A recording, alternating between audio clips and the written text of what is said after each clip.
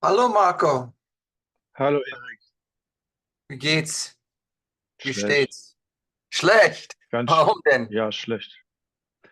Was Meine ist? Frau ist meine Frau ist letzten Donnerstag operiert worden, Oh, am offenen Herzen.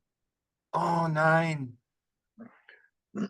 Und jetzt ist sie seit 3 Tagen im postoperatives Delir. Oh, das tut mir so leid. Ich weiß nicht, kannst du was damit anfangen? Nee, gar nicht. Aber, aber deine Frau kann dir das bestimmt erklären, was das ist. Ja, das stimmt auch. Das Oder du kannst es gut, verstehe ich einfach oder, nicht. ja. Nein, das ist ein Delirium, weißt du, was das ist, ne? Ja, genau. Ja, So, also, ich verstehe die Wörter, aber ja. ähm, also was das emotionell bedeutet, was das für dich meint, ist schwer. Schlecht. Ja, es geht dir schlecht. Sagen, ja, sagen wir mal so, sie ist so verwirrt, dass sie ähm, Sachen sagt, die keinen Zusammenhang haben. Und dann gibt es wieder zwei, drei Sätze, die sind so klar und die sind auch zeitnah, dass man denkt, sie ist wieder voll da. So, und da habe ich im Moment echt ein Problem mit. Und dann plötzlich weg. Nicht? Ja, Ja. und dann erzählt sie wieder irgendwelche Sachen ohne Zusammenhang. Oder heute zum Beispiel, ich war heute bei ihr. Und sie war beim Ultraschall vom Herzen, damit sie gucken können, ob alles in Ordnung ist. Und ich habe ungefähr eine Stunde auf sie gewartet, weil ich nicht wusste, wann die Untersuchung ist. Und dann wird das Bett wieder ins Zimmer geschoben. Und dann habe ich noch einen Augenblick gewartet, weil sie musste an die ganzen Kabel und so muss sie wieder angeschlossen werden, damit sie am Monitor überwacht werden kann. Naja, und dann komme ich um die Ecke und sage, hallo, wie geht's? Da schimpft sie mich an, warum ich die ganze Zeit an der Tür gestanden habe, unten im Untersuchungsraum und nichts gesagt habe. Und warum Patrick, ihr Sohn, auch da steht und auch nichts gemacht hat. Hm, Und da war noch ein kleines Kind, aber sie konnte nicht erkennen, welches das ist. hm. Und dann sagt die Schwester, wissen Sie, Frau Grün, Ihr Mann hat die ganze Zeit hier oben im Warteraum gewartet, bis Sie hochkommen.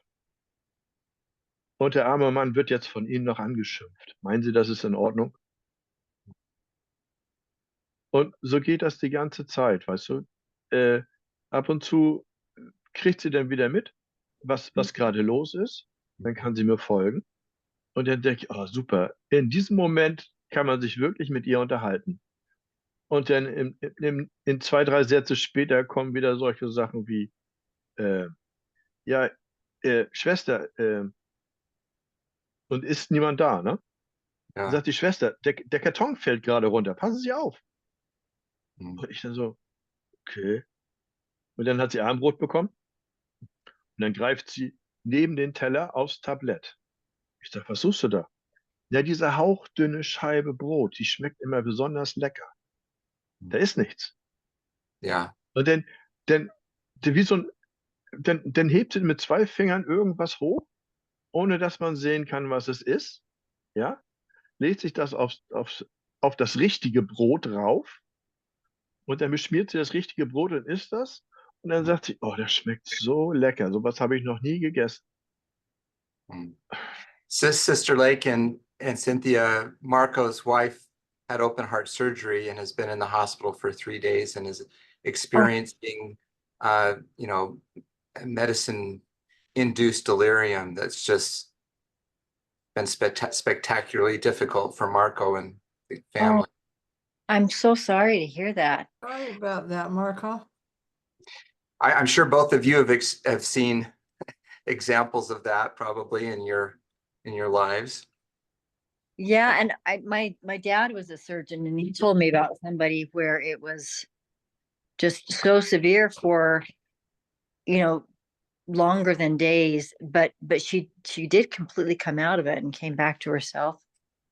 Yeah, I know that they told me that, but in this moment, yeah. I can't handle it.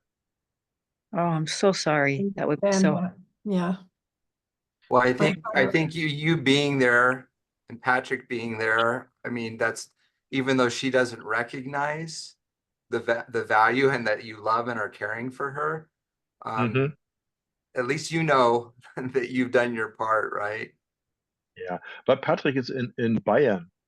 Oh, He lives in Bayern with his family. so she's just So imagining. yeah, and lots of other things. You just imagine she she's that's for her, is it real? But we can see something, Right. and she's act like I don't know, pantomime. Uh-huh. Pantomime. Pantomime. Yeah, and so and she's talked like there's something real. She's lifted it up, or she eats something, or there was two tiny um, furry animals on her feet, and when she separates these two furry things, one of them is angry, and then said, "Oh, sorry, I won't do that," and then I put you together again so that you are happy.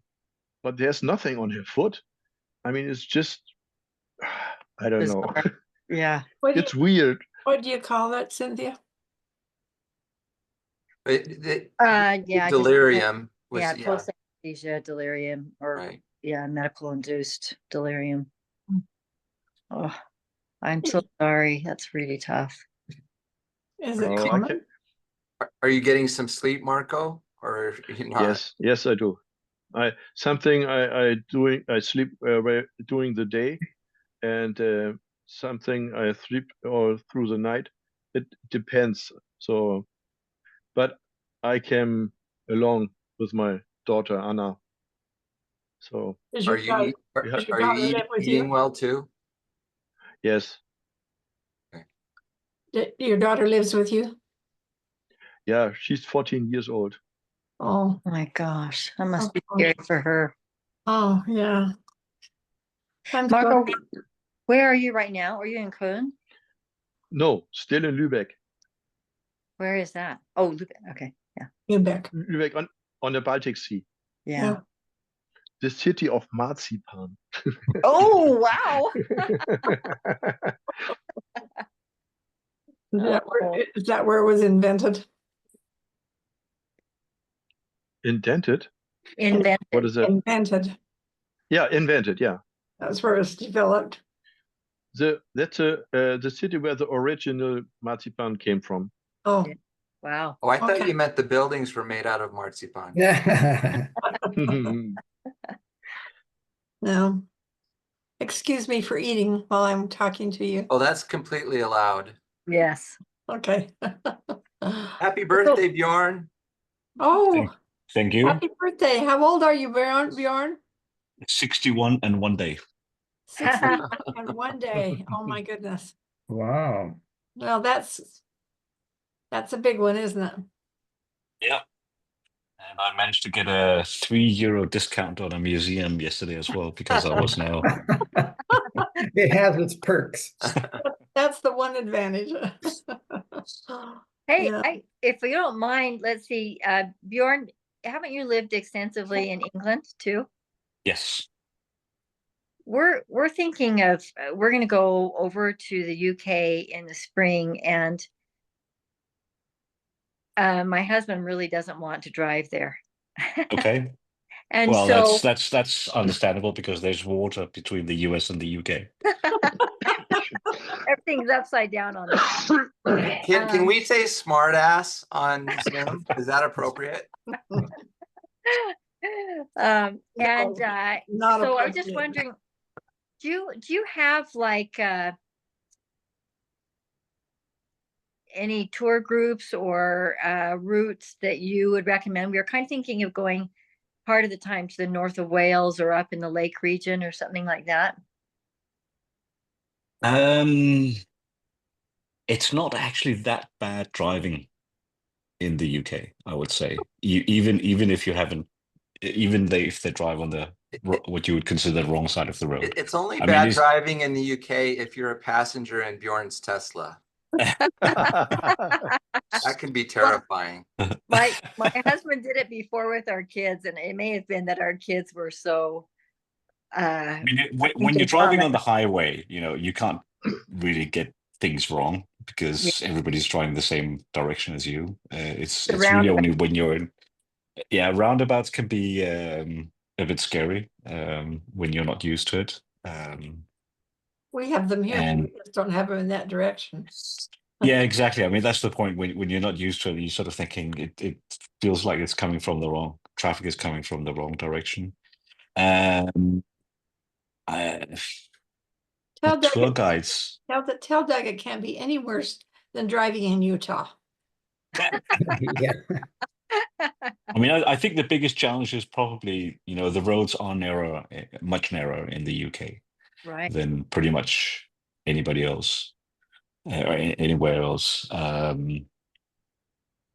So do have a that also makes it. recommendation, Cynthia. I put it in the chat. Oh, thanks. There's a historic Latter-day Saint chapel that Bjorn's children took me and Stephanie to that I would recommend. Oh, that's It's neat. called Gadfield Elm Chapel Yeah. Yeah. Yeah. in the Cotswolds. Yes. But, I mean, it's in terms of tour groups. I don't know. I mean, it would probably. I mean, yeah, no, pass. I don't really know about what there is of that sort of thing. Yeah. Yeah. Well, there are some that are kind of interesting where you can just get they send you on a train and then tell you what buses to take when you're up there. Yeah, I mean that was what I was going to sort of potentially also suggest. Public transportation, although that's very expensive in the UK, at least compared to other European countries. Interesting. But I mean, if it's a one-off, then of course it can definitely be worth it. So yeah. Okay. Well, I'll tell him to gird up his loins and I'll support him. He probably doesn't want me to be the one driving. But. I mean, when I moved to the UK, roundabouts, yes, they were scary to begin with, but actually more as a passenger than as a driver. And then T-junctions. I did get it wrong a couple of times at T-junctions. If there was no oncoming traffic, because there was like no signal, you're supposed to be in that lane, not that lane, type thing. Other than that, I thought it was not actually as bad as I thought it was going to be, myself personally. Okay. But having said that, I mean, there was a couple of years ago. I mean, there are some U.S. military facilities in the U.S., and there was one case a couple of years ago when an American drove out from one of these bases and killed a motorcyclist because she drove on the wrong side of the road. Wow. Yeah. Okay, we'll try not to do that. And I think she had even been in the UK for not a huge amount of time, but more than a couple of months. Thank you. Appreciate that. Yeah, on that positive note, right? No, that's interesting that you feel like it's not that bad. That's helpful. We going over to Wales, those roads were so little that it was. Yeah, they are narrow, and they've got often hedges on each side, so you can't see around corners, and you just have to stick to your lane, and because if you drift and you get around a corner, there could be something around the corner. Yeah. Thanks. So where are you going? Well, we wanted to take our son and daughter-in-law to. They haven't been. Well, my son hasn't been to England, and so he wants to be mainly around London. But we've been a number of times and wanted to kind of go out and do a little exploring on our own. But so, like I said, we were kind of thinking about maybe going up to northern Wales or maybe the Lake regions. Hmm. Lake District. Yeah, Lake District. Yeah. Do you have suggestions? I haven't been there. It's on my list. Yeah. I've got a list already that I've made for London, where that, when people come to London, they sort of say, well, what should we see? And it's sort of like, here's a list I've made. Prepared Yeah. earlier. Will you share it with me? Yeah, sure. Yeah. And if your old classmate Cynthia Rich Jensen is there, you'll find Bjorn and Rich climbing fences and crawling into World War II bunkers with the cars sitting on the side of the road. So you might want to go with Bjorn. Highly entertaining. That sounds very funny. Bjorn, you Yeah, look like you look like you were gonna deny that story for a second. I think we I saw can't. pictures. We have evidence. Yeah. Yeah. Well, but of when you say course- rich, what Anything can happen with yeah, Rich. right. And of course, Oxford itself is a place worth visiting, I'd say. Yes, we've been there. That was really a highlight. Mm. It was great. Sister Lake, how are you feeling these days? I'm doing okay. Hanging in there. You're such a good sport. I got a call from the counselor in the bishopric the other day asking me to speak in sacrament meeting. That just about blew me away. I thought it was long past that kind of stuff. No. Have you already spoken? No, I haven't. But, my ward has heard all I have to say. I don't. You are so inspired. It read like a crystal ball. Oh, I knew that what you said at Zone Conference was what I needed to be prepared for the coming month or two. well, you're kind. That's what I was going to say. Just pull out one of your old Zone Conference talks and let them have it. Well, I have pulled out a couple of things from old talks, but When are you speaking? in a couple of weeks. Okay, I'm in your neighborhood. I know. I would love to hear you speak. I don't want a cheering section. For How sure. about hecklers? Pardon? No, you might feel like that, but the word might not appreciate it. I really would love to come hear you. Well, you're kind. It gives us an excuse to get together too. What's the date, if you don't mind? The 15th. December 15th? Mhm. What time? 9:00. Oh, perfect. Terrible time to get up and get ready for church. That's what I only have one more month of it, and then we go to 11:30.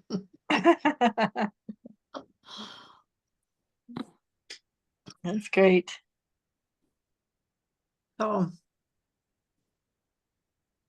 So my wife actually suggested that I take some time off the week of my birthday. And she suggested Salzburg. So that's where I'm at. Oh, wow. boy, that's wonderful. That was a great idea. Is it snowy there? Above a certain line, but not in Salzburg itself. But it is, there have been some plus centigrade days, and today's been just around 0, and is supposed to be around 0 tomorrow as well. So what are you doing there? Seeing all the places that I didn't really get to see when I was here as a missionary. I mean, I was 4 months in Salzburg, but I didn't go to see museums, and I didn't go down all the little alleyways of Salzburg either. So yeah, all the things that I didn't properly see when I was here. Bjorn, isn't that the place where you had your very interesting encounter with a man? Yes, that is correct. I thought so. I never will forget that. Can you No, share that no. with us? Yeah. My companion and I were out tracting. It was late. I mean, it was towards the end of summer. And there were some young men. I think it was February evening, and there were some young men sitting on a wall, and they shouted at us, "Do you have any problems?" Obviously, looking for trouble. And I'll blame my companion because he shouted back, "No, do you?" Oh, no. And they decided that that was enough provocation to come and fight us. Wow. And what Um, did you do? well, I mean, because because my companion was the one who had shouted back, this guy went up to him and stood nose to him, and I thought, I was actually still growing on my mission, and so I thought, well, my companion's tall, he can take care of himself, but he couldn't, and then I got into the fight as well. The guy, I was wearing glasses at the time. He got up, pulled my glasses off, punched me in the face, and then his friends, I think, decided that this was probably enough, and went and grabbed him, pulled him away, and they ran off. And by this time, I'd actually become really angry, so I ran after them into this apartment building where they had disappeared. But I mean, one thing I did know was how to knock on doors. So I started knocking on every single door and said, "I'm looking for 3 young men. Have they run into this flat?" And nobody knew where they were, surprisingly. So we left, and I strongly considered, but wiping the dust off my shoes, but decided, okay, maybe it wasn't quite for that kind of incident. Did he break your But nose? Bjorn, I can't remember. no, I mean nothing. I mean, other than a bruised nose, nothing happened really to either of us, as I recall.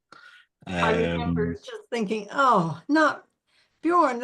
He's just a kind young man. Why would anybody do that to him? I remember. I don't remember. In hindsight, I don't remember why, but we did go by the sister's flat. Didn't go inside, and I think we asked them to call the mission president, President Lake, and just tell him what had Yes, happened. we heard about it. Then we went home. Richard Jensen and his companion was there. He was so angry. He was ready to go out to the area where we'd been and also stir up more trouble. But yeah, that was sort of it. That was sort of it. No, that's not true because President Lake did in the end say, "I want you to go and report it to the police. I don't want you to make a case, but I want it to be reported so that it's sort of like, I don't know, reported on official records." What part of So town was it in? it was in northern Salzburg. So that was an interesting experience. I mean, from our description, the police said we think we know who that was. And we gave them the report and they're sort of, "And you don't want us to go after them? No, we just want this reported. You sure you don't want this reported? No, we don't. You don't want us to go after these guys? No, we just want it reported, like the mission president told us to do." So they said, "Okay." What? And were you in Freilassing, the apartment? Then? Yeah, I was at Freilassing. Fürstenweg. Yeah. Yep. And some weeks after, we discovered an ice skating rink in Bad Reichenhall, Okay. and we thought we'd want to go ice skating. This is part of the story. And on our P day. So we looked in the white handbook, but it didn't say anything about ice skating. It did talk about, not engaging in dangerous sports, but we thought, I wasn't quite sure would this be okay or not. So my companion, he was actually the district leader. He called up President Lake and said, "We'd like to go ice skating. Is that okay?" And President Lake said, "Ice skating, isn't that can be dangerous, can't it?" And my companion said, "So can tracting be." Bike riding, everything else. and then we got permission. Did you do it without getting hurt? Yes, but I do recall that other missionaries, I don't remember how, but other missionaries heard about it, that we had found this ice skating rink and we're going ice skating as well. And other missionaries decided, actually, that sounded quite fun. So I think there was a little bit of an ice skating craze in the mission right around at that time. And then somewhere else, there were two missionaries that bumped into each other too hard enough to have to go to emergency, and then President Lake said, "Okay, no more ice skating." And I've noticed that it's now in the White Handbook that ice skating is not allowed. Is there still a Oh. white handbook? Say again? Is there still a white handbook? There is, yes, Oh or my the goodness. equivalent. I looked at. I remember asking my my son when he went on a mission, and he said, "Yeah, it says here ice skating not allowed." I don't know if it's because of us, but Probably. Well, my but I mean, it's a great story, isn't it? I mean, it's a great story. Yeah. So why would he not want the police to go after this I don't know. son? I mean, I don't recall, but I'm sort of assuming that he wanted us to forgive, but that he wanted it to be recorded on somewhere official in Austrian official records that Mormon missionaries had been attacked or something like that. Interesting. When we were there for the reunion, we went to the cathedral where Maria is married in The Sound of Music. Mhm. That's a really old cathedral. It's really quite cool. Maybe you've been in it before. I haven't before, but I have this time. Yes. Oh, you already have. In fact, today we went there. Okay. Good We, choice. we drove past it but didn't go in. So are you talking about where she was married, as in where she was married in the film, or where she was married in real life? We went to the place in real life. In real life. Okay. That's right. pretty cool, isn't it? So old. Yeah. It's a beautiful story. Mm. Yeah. Yeah. So there's Christkindls marked here. Oh yes, how are those? So they're celebrating. It's the 50th anniversary for their Christkindls marked. Only 50 years? Yeah, I was surprised too. I thought this was something that had been going on for much longer. But I'm pretty sure I remember that it was just on the square in front of the cathedral. Now it's there and on the Residenzplatz as well. So much bigger than it was when I was here.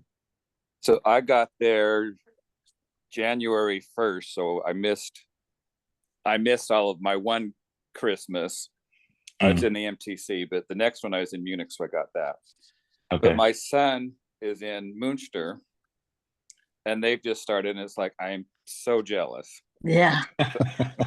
Anyway, I love those Christkind. We have one here in Salt Lake, but Mm. and I haven't been for a few years, but the year that I went, it's just not the same. There's not the smell of the glue vine. glue vine and the Elder and Sister Uchtdorf's daughter Antje helps direct that. Oh, does she? This is the place. She and Kim were very close friends. That their kids stayed with Kim in Beijing. But yeah, Antje Evans is her married name. Well, maybe it's better now if she's involved. Well, there's still no glue vine. Kinder Punch. Yeah. What about in Lübeck, Marco? Is there a Christkindls mark there? Yeah, Weihnachtsmarkt. Weihnachtsmarkt. Okay. And so it is pretty narrow. It's on the marketplace. And so lots of tourists came from all around with buses. So it's not really fun to go over that because so many people are there. And so the pocket thieves have lots of opportunity. And even when you wear a mask, that you get not infected for whatever. The people look very looked so that Suspiciously. it's not normal that you go with a mask on a Weihnachtsmarkt, because the people are so tight, and they push each other in one direction. So it's for me it's no fun to go over there. So we go in a little town beside called Bad Schwartau. Maybe you heard about the marmalade that they made of.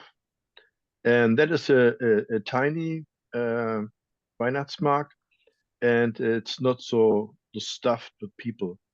So you can go side by side, and you have still enough space so that you then have not so there are not so many people on this place. We can more enjoy it. I can understand that. Yeah. Oh, but Yeah. makes Yesterday we went to Musik am Mittag. So at 12 o'clock in the Salzburger Dome, you could go in there and they played some music on 5 of the 7 organs they have in the chapel. I mean, I didn't know they had 7 organs, but that's what they told us yesterday. So wow. 7 organs, my goodness.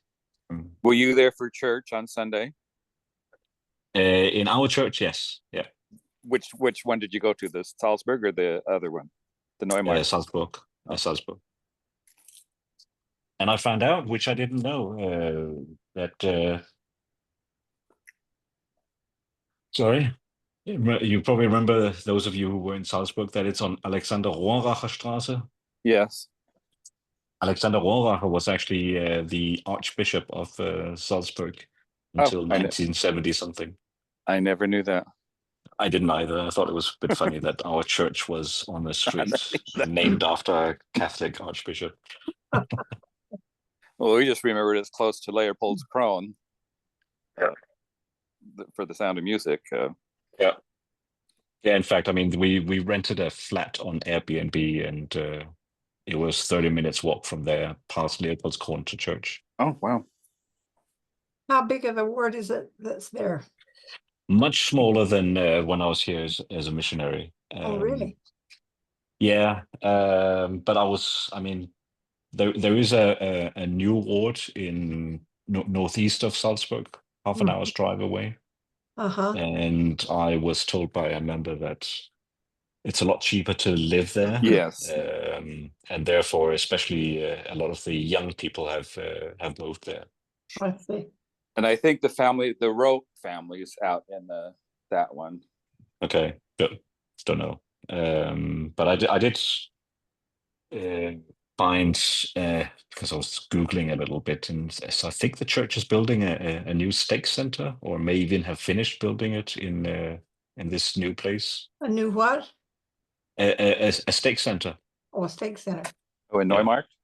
Yeah. Oh, that's good. Hello, Aaron. And who else is, oh, hello, Mark. Hello. Good You to see mean Merlin Merlin? on here. I don't think Merlin, I've do ever you- seen Merlin on here. Yeah, it's been a while. Merlin was my greeting trainer, Oh, was he? They're in München. and we saw Merlin, each other, I don't know, a month ago maybe.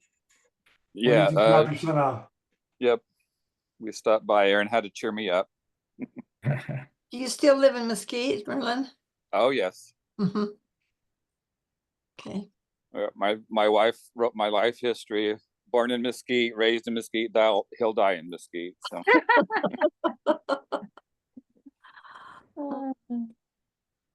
Well, but it's good. It's a good place to be right now. I bet it looks sunny. Oh, yes. Just a little breeze. And comfortable, like 75 degrees, right? Yep. So, but it's when Sister Lake was saying that, yeah, she's said everything to everybody. That's why Mesquite's growing, is so that people move in to teach me what I need to know, because everybody else has already tried. How was the birthday celebration for Kim? It was very interesting. So there were some of us missionaries there, and I was really happy to see her father and nephew and his wife came, and then some people that she had known in China, and then Mark's kids. So it was a pretty good group. Do you think there were 20 of us, Eric? Yeah, it was a pretty good sized group. Yeah. Good. That's good. Yeah. So Yeah. Rich, Cynthia and I were there. Cynthia and Doug and I and Rich and Shauna Jensen. Garnet was there and Ramona was there. Oh, good. Am I missing anybody, Cynthia? I'm having a brain cramp. This is embarrassing. Oh, Lola was there. Lola. Yeah. Lola was there. Lola. Okay. My brain was cramping too. Well, when at the reunion, she said they were going to go back for her birthday. Would that have been this year or last year? That Last year. was okay, because I thought about that. It's like, no, Yeah, she had reserved a place and I everything. know it was, and I had forgot all about that until this birthday thing came up. It's like, oh goodness, this was so. Yeah, she had a big house or something, and they're going to have Thanksgiving there and celebrate her birthday, and still kind of sad. Yeah. She just had such a big heart, and she hosted my kids in Beijing too. And my daughter, after Kim passed away, she did my daughter's wedding reception during COVID.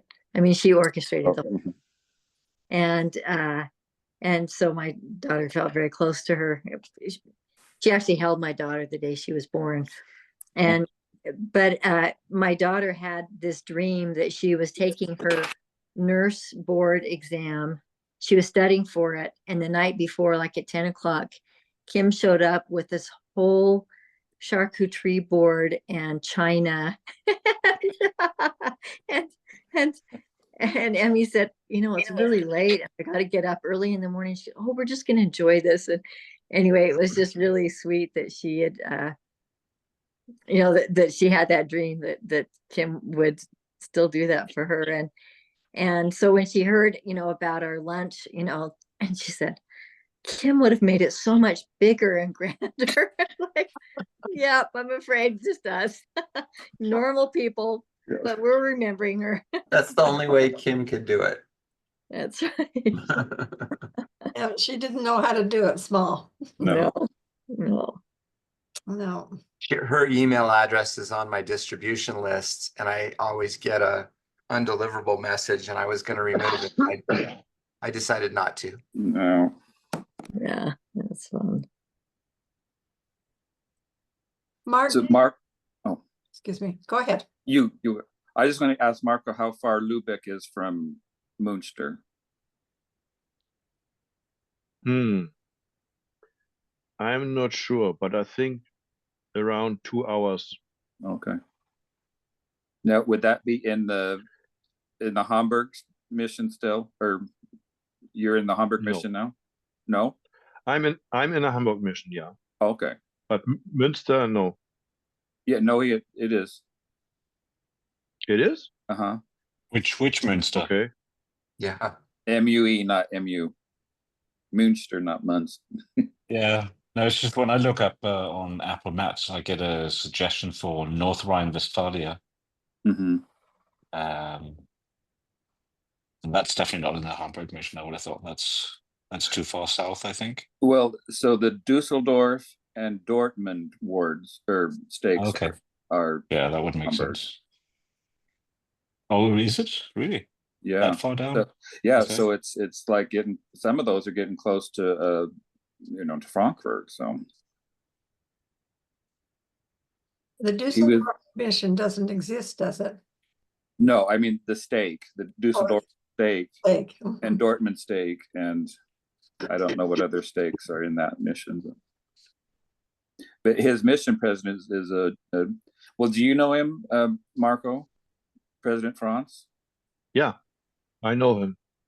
So their mission or their P days are on Tuesdays.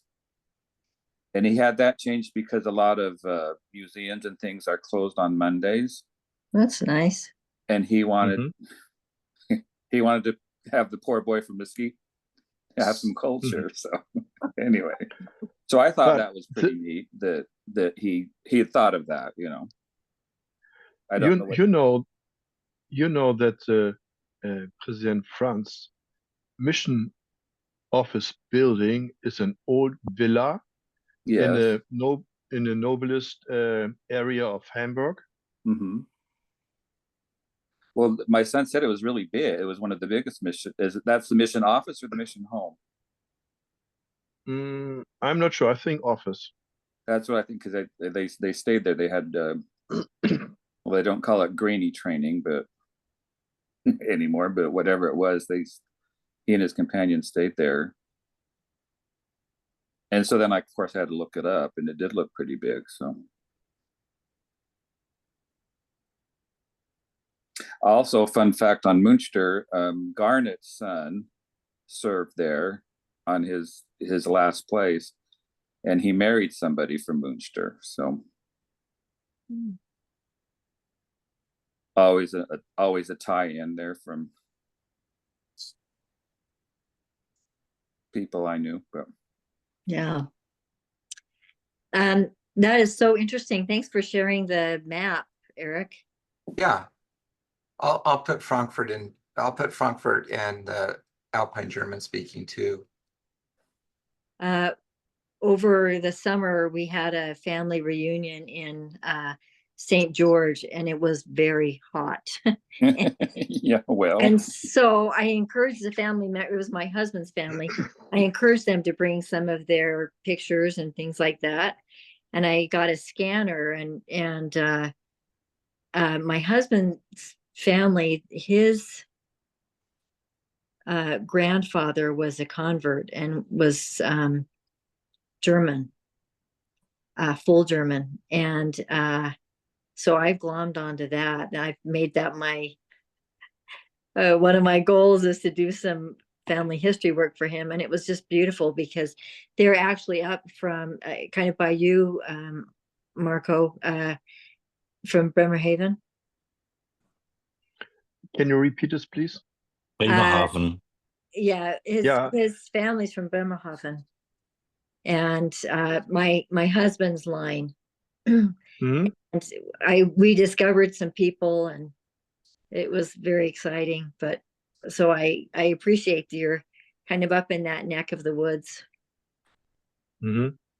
So actually, the ward of Bremerhaven, it's also in the villa. That's neat. So Cynthia, it was your husband's dad's dad, or on the dad? Mother's father. Okay, so not the Owen, so the maternal son. Vessel. Vessel, isn't it? Yeah. Philip. Wessel. Vessel, okay. Yeah. Mark Knepper, you had kids in North Carolina. Were they there when that hurricane hit? Yeah, they were. Were they hurt? No, they're in a town called Cullowhee, which is where Western Carolina University is located. That's where they're both attending, and it is in a nice little pocket, I think, nice little area that doesn't seem to get affected by weather too much. You know, it can snow, for example, all around that area and still just be dry where they are. You know, it's a little, I guess, a little warmer or whatever at various times. So anyway, that they were there, and my daughter was evacuated from her apartment by the I guess it was the National Guard. They came by and were knocking on doors, and they were saying, you have to come with us. And then she started to go back in, and they said, you don't have time to grab anything. You have to come now. And they were worried about a dam that was being threatened, and so that would have threatened her apartment, but that ended up being okay. But she was kind of terrified, at that point. We've gone through several hurricanes, so they weren't overly worried, but she's never been evacuated by military before, so Yeah. that did freak her out a little bit. And but she was able to return, I guess, the next day, and the school took really good care of all the students there, that made sure that they had food and things like that. It took a while for them to get phone service again, for the power to come back on in most of the areas. So they were definitely impacted, but very minimal compared to a lot of others around in that area. It was pretty horrible. Yeah. So So I was thinking of kids and wondering if they were okay. yeah, thanks for asking. We just got back from there, actually. We went, our daughter was having to work through Thanksgiving and everything, and basically noon to midnight every day. And she works for a resort up there. And so she wasn't going to be able to be home for Thanksgiving. And Michelle and I said, let's just take Thanksgiving to them. So we did everything ahead of time, took it up in coolers and and all of that, and then rented an Airbnb, 3-bedroom Airbnb, and it was beautiful. Just a cabin in the middle of nowhere, but it was close to where she had to work, so she was able, about like 15 minutes maybe from where she works, if that, and that allowed us to see her at least every day, and we had Thanksgiving at 11 in the morning. I've never had it so early, but that was the only way we could make it work. We did it at 11, and it was wonderful. So Good. I'm glad they're okay. yeah, thank you. Mark, where do you live? We live in Wilmington, North Carolina, on the coast, Nice. and the mountains where they are is about 7 hours away. So it's Wow. not close. Yeah. And our youngest son said, yeah, that's why we came out here, was to get us as far away from you as possible.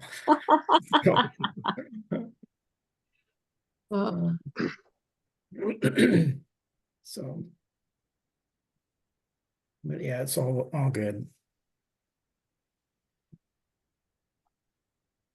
So I do have a question that I was hoping to pose, but not certain. And if people are uncomfortable answering, that's fine. But our stake president is on a crusade of some sort to make sure that we are all aware and educated and all of this, that God's love is not unconditional. And he wants to, he's using a talk, or not a talk, actually, it's just an article, 21-year-old article from Elder Nelson at the time, that was basically saying that God's love is conditional. And I'm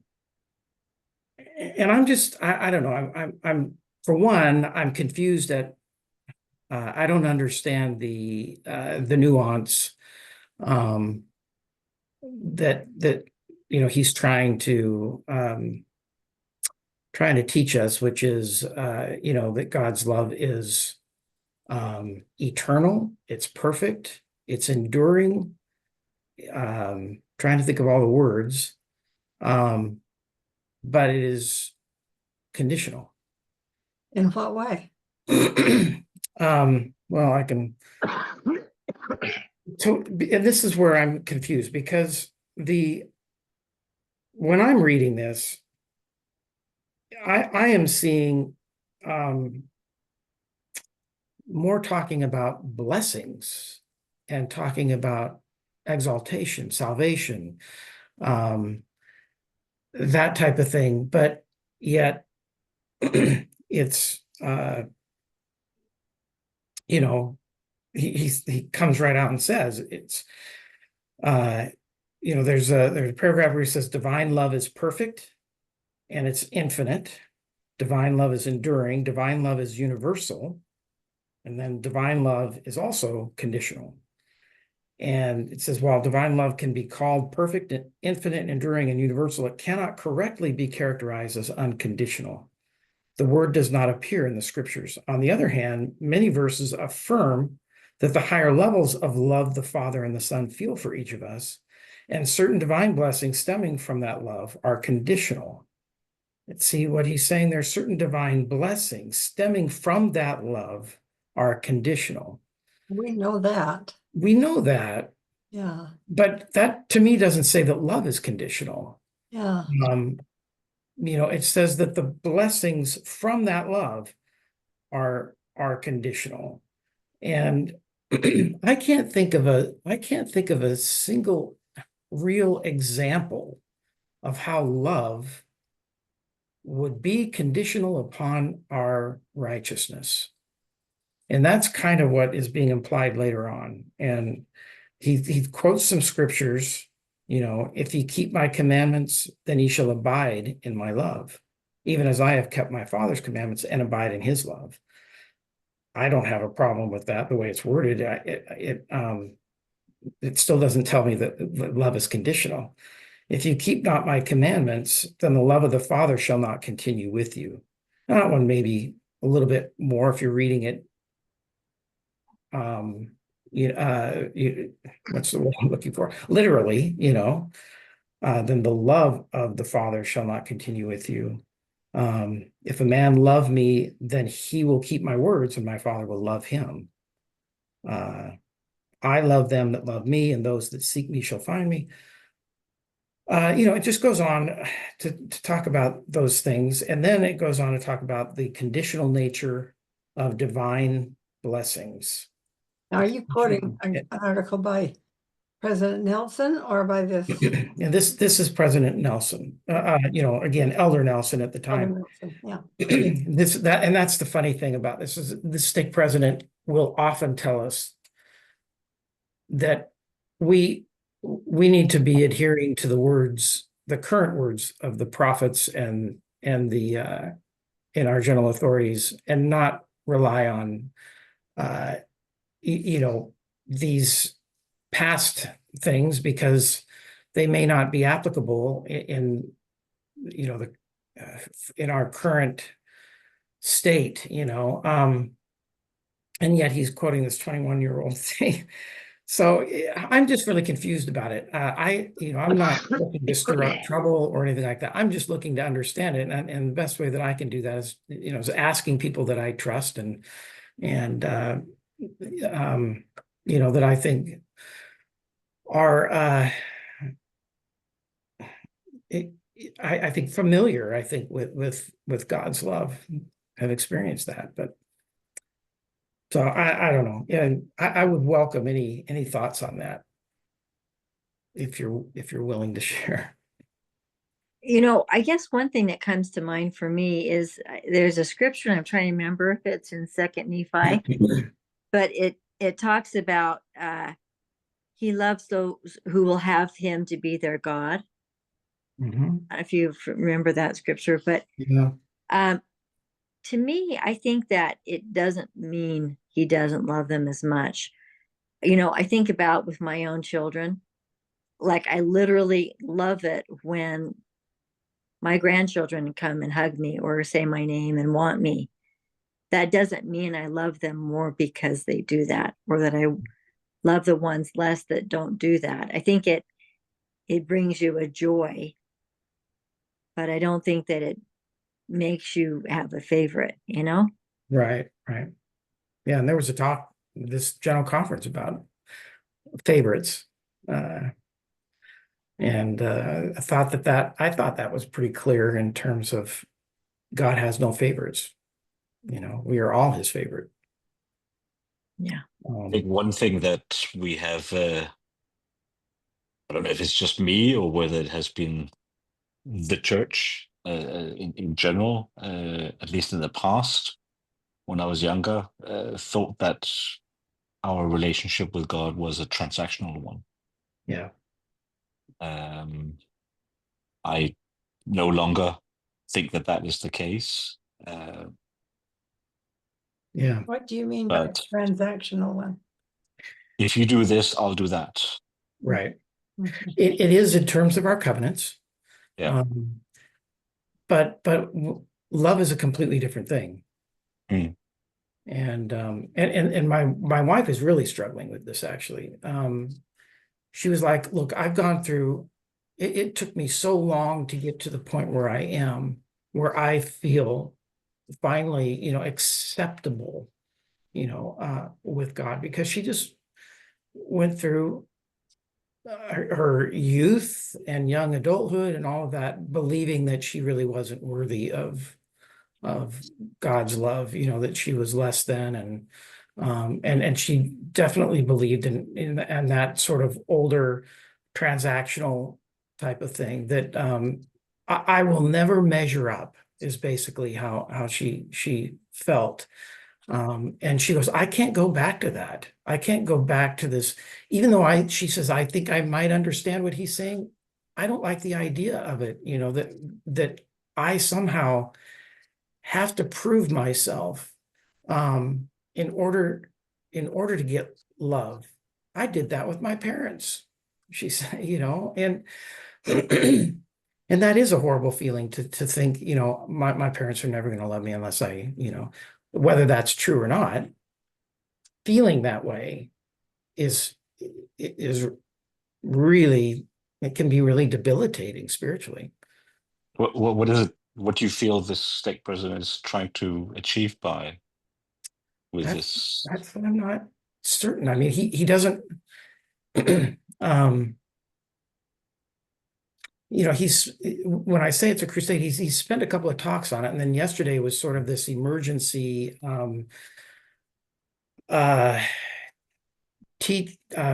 training that all of the ward councils in the stake were supposed to attend, and this was the training.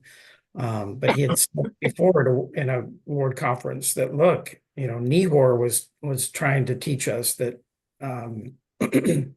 God, that we can do anything and God will love us, and you know,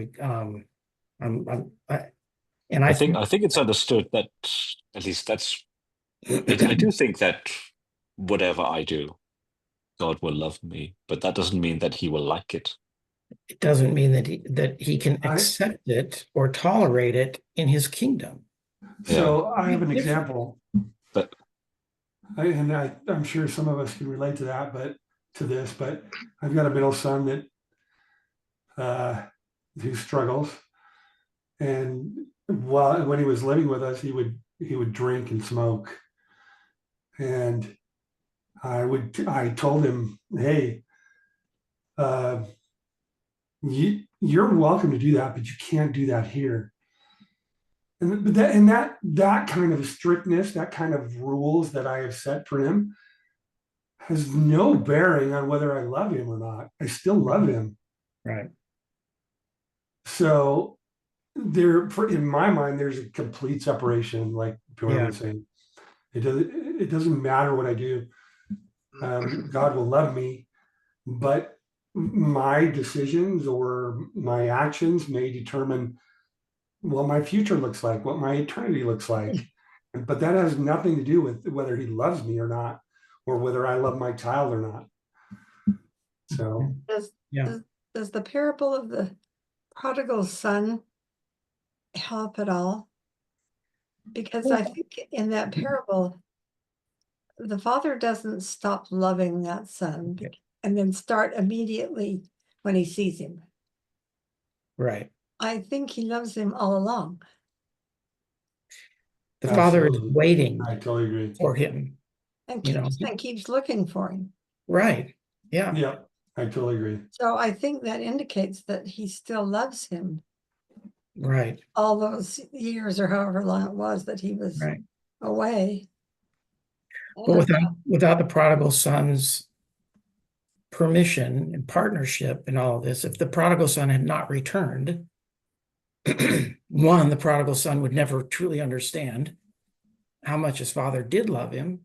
yeah, Two, he wouldn't have received those blessings, you know. So it is transactional to a degree. I understand that, but it's such a small nuance that I wonder what our stake president is really trying to say here.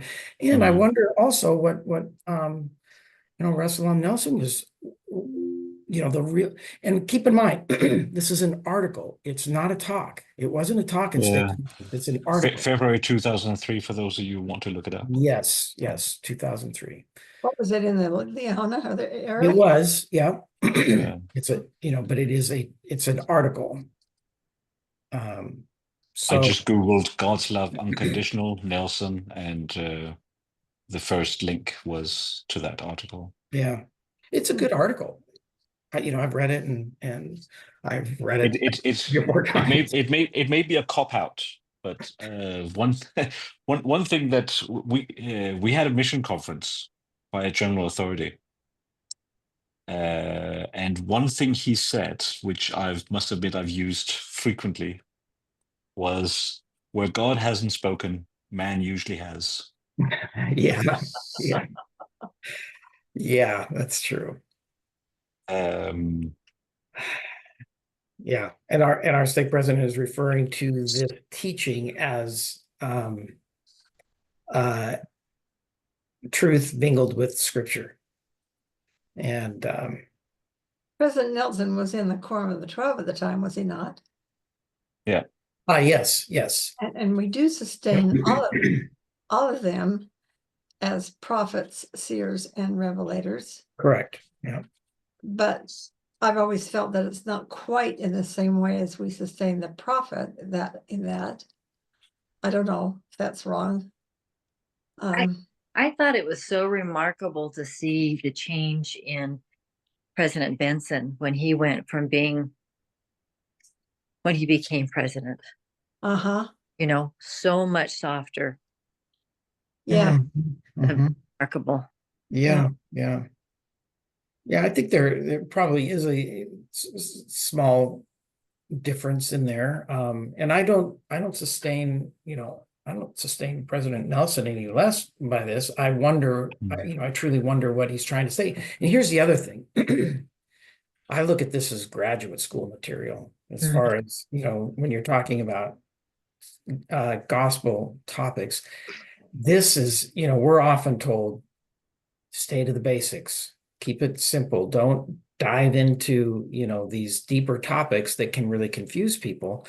And I think that this is definitely a deeper topic that if I were to, really, and maybe I'll do that, if I were to really spend some time with this, digging into it, reading scriptures, praying, asking for more revelation, I'm sure I can come to understand this. This is just the beginning, I guess, of that for me. And I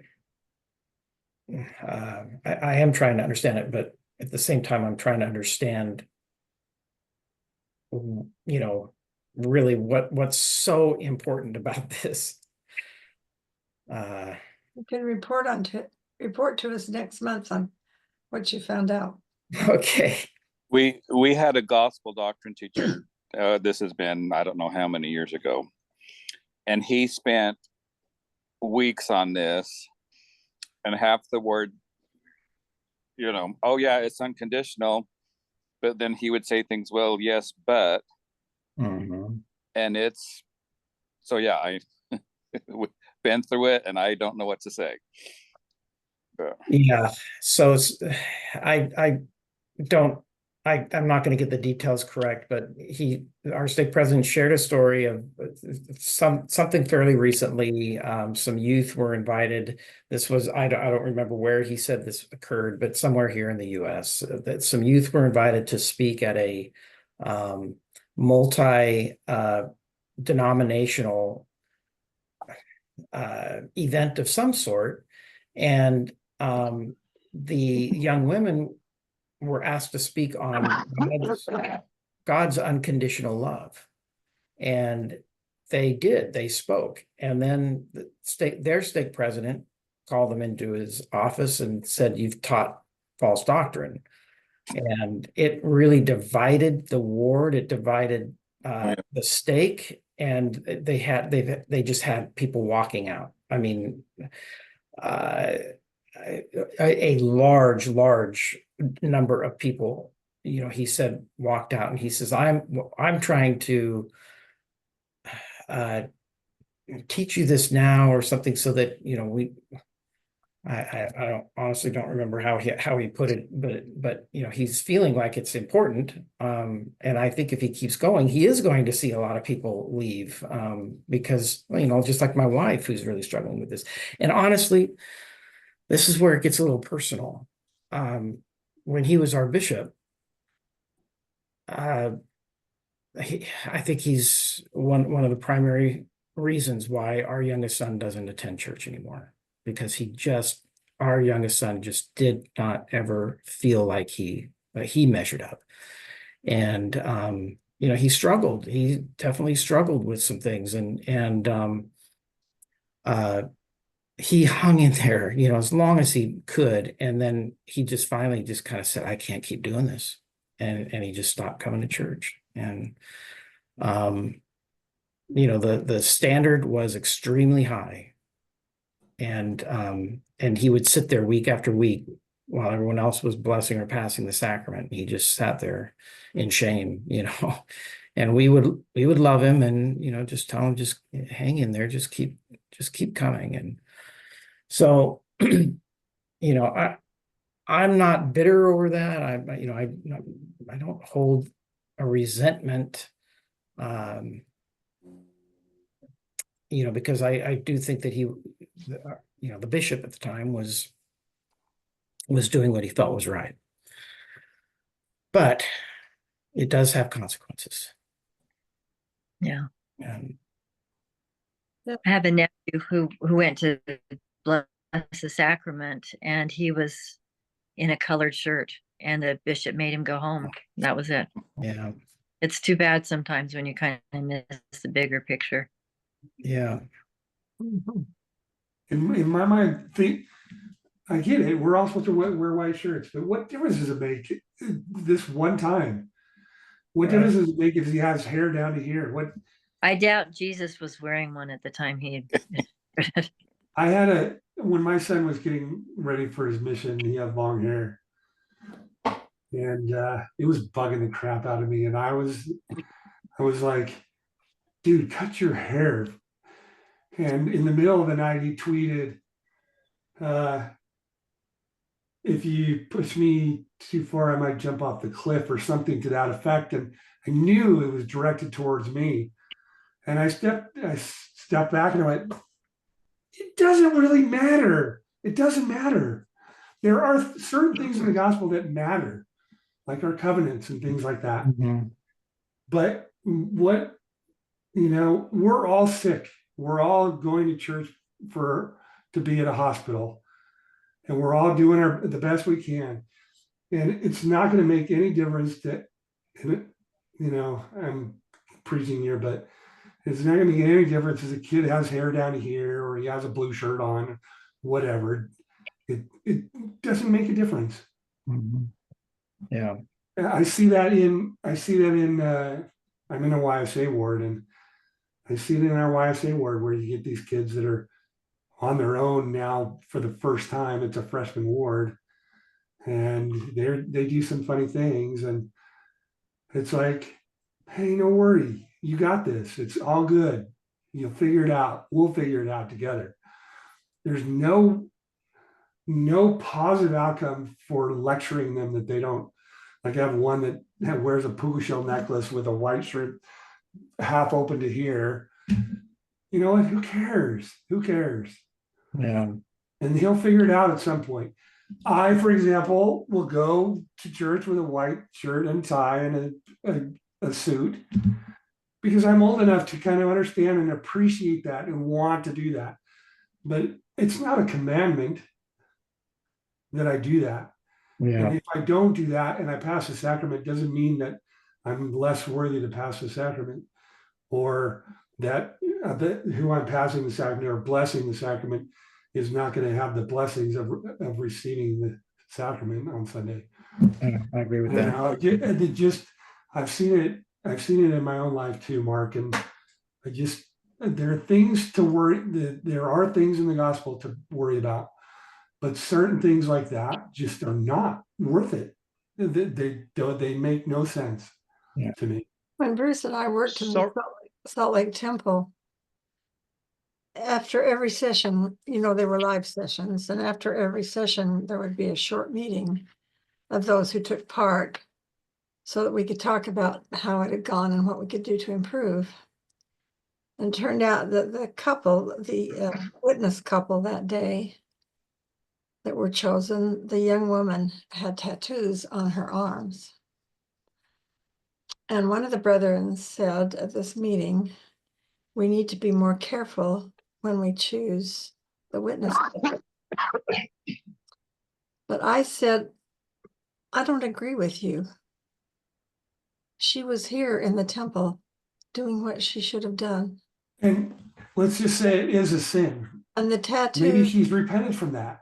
Yeah, and the tattoos came from another time in her life. And Exactly. we don't know exactly what she's been through, and we're just glad she's here in the temple. Yeah. Especially right now. I mean, tattoos, they're so ubiquitous. Yeah. If we are a worldwide church reaching out and wanting all of God's children to join, we're going to have a few of those with tattoos. So either we accept that, because I don't think we're going to be using, funds to help people get rid of their tattoos. So excuse me. yeah, Yeah, go ahead, Marco. I have an appointment with my daughter to bring her to bed and say a prayer. So nice to see you. And next month we see us again. Okay. Yeah. Marco, Marco. we hope your wife Yes. recovers well. Please Yes, Marco. Thank you.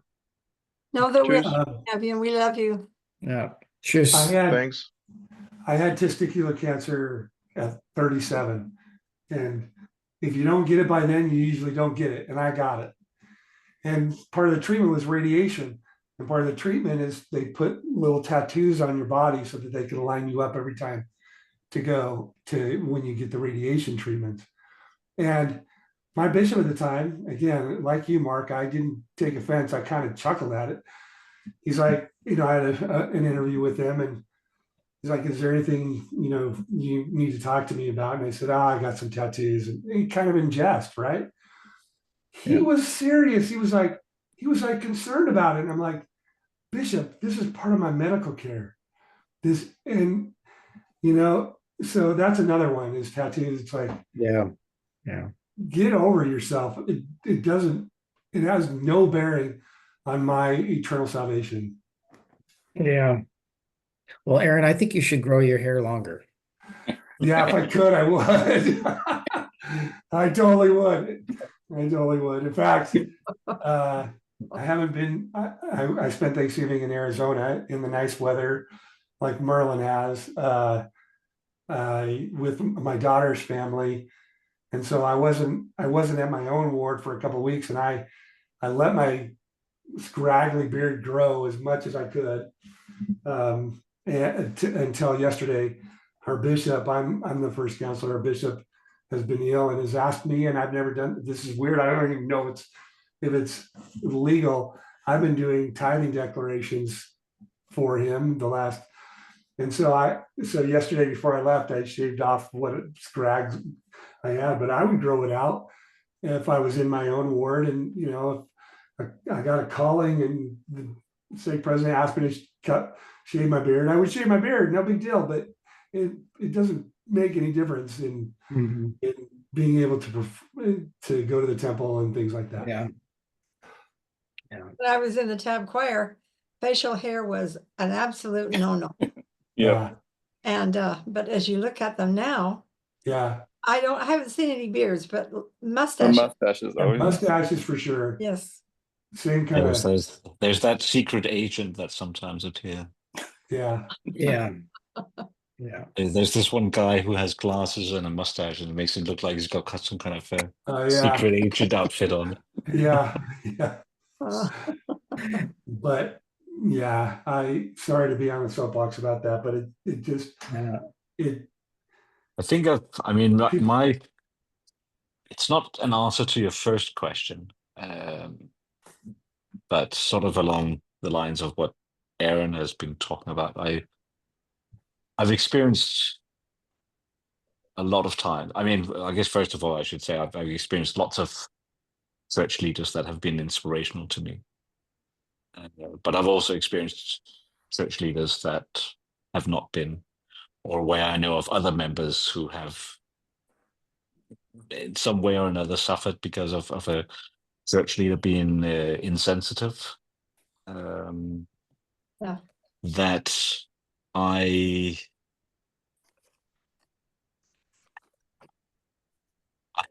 guess I've sort of decided that, you know, I have a firm belief in the truthfulness of this church and in our church leaders in general.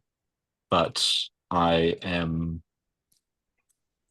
more than happy to, if there's something which doesn't feel quite right, to either think to myself, at least, I don't believe that, or I don't know.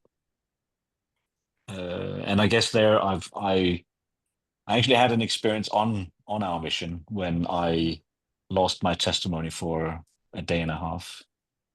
And it was something you guys may remember, the salamander letter. yes. That came out right around that time, and Kaufman. yes, it was interesting because my companion and we had gone to a local bookshop to get some maps so that we could go and find some new areas to go tracking in. And on the front cover of Time, for some reason, this German bookstore, they had international newspapers, and there was a Time magazine. It said something about Mormons there, and of course, I took that and thumbed through. What was that about? And it presented it in a way that I thought, my goodness, if this is true, I can't go around knocking on people's doors. I'll have to go home. And that night, and then I found, you know, I'll have to do the same thing that I've kept on telling people to do, pray about it, and I'll have to do it again. And I prayed and prayed. Didn't feel I got an answer. And I went out, and I was so close to this had upset me so much that I thought, I'm not even sure I can even go tracking tonight.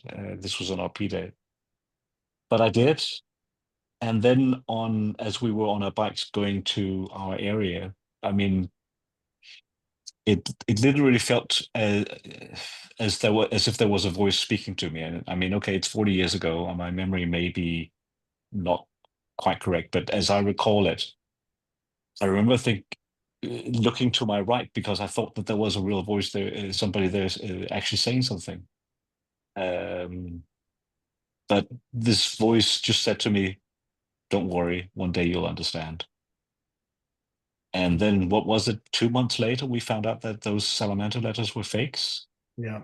Yeah. And so to me, you know, there have been plenty of things, and there are plenty of things that I don't understand and can't explain and feel uncertain about, which that experience back then has stood me in good stead. And I've been able to say to myself, whenever something has come up, that I've had challenges with since then.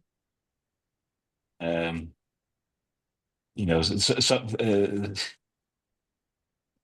way my wife says it, expresses it about certain things is, there are some stones in her shoes, and sometimes she'll take her shoe off and look at those shoes and see if she can get rid of them, and sometimes she can't, and she puts it back in the shoe, and yeah, it hurts a bit when she walks around. You know Yeah. what, you know what Sister Kimball said about questions? When she had one, she couldn't answer it. She put it on the shelf. Yeah. And maybe sometime later, she would take it down and find out she didn't have the answer yet. She'd put it back on the shelf. Or she would find out, well, she had the answer. Or she would find out, well, it doesn't matter anymore. Mhm. So I've often thought of that. Yeah. I heard her give that talk. Yeah. I think not to, because of what I've seen sometimes church leaders do, sometimes well-intentioned, sometimes probably not thinking the things through. I guess we're back to who am I to judge, let he who is without blame cast the first stone and all that. But I've tried to make my children resilient in making them aware that they will come across Mhm. situations and people in the church that could Right. potentially cause them to question things, and that they need to, sometimes put that on their shelf, and also sometimes actually say, you may be a church leader, but I don't accept that you do this thing to me. I have a granddaughter that's joined another church because of something a bishop said to her. Mm. And you know, What you've described, Bjorn, I is still love her. yeah. I love all my children, and regardless of what they do, My relationship. and my love is nowhere even in the same, space, universe, realm as what God's love is, I think, for us. And so I've got to run. Yeah, I love the I do as discussion, well. Mark. I You appreciate you bringing too. that Yeah. up. And Good to see you, Aaron. I'd be happy to talk to you more about it, Mark. It's an interesting concept. So anyway, thanks you guys.